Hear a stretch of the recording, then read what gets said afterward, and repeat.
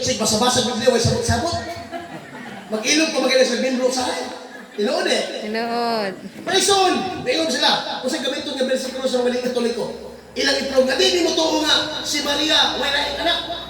Sa Katoliko man bol, nagtuo tanga, usa lang anak ni San Carolina, wala yung atong Ginoong Hesus Kristo. Kung sa gamiton nila nga bersikulo, atong masahol, Marcos 6:3. Pagbantay mo ang bersikulo ha? Marcos, kapitulo 6, versikulo 3. Ngayon ko ba sa Bro Ricky?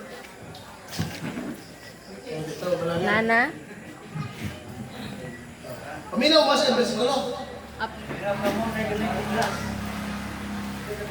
6:3. Nana pa. Sabay balik Ah. Paminaw mo sa San Marcos 6. Hello. Dili ba siya mauman ang panday nga anak ni Maria? anak ni Maria.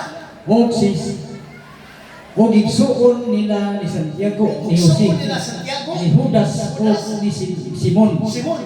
Dili ba ang iyang mga igsuong babae ani aman dinhi nagpuyo?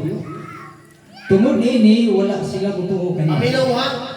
Kini nga bersikulo, ina nang i-conclude kayo nga, si Maria ito na ay naiksuon.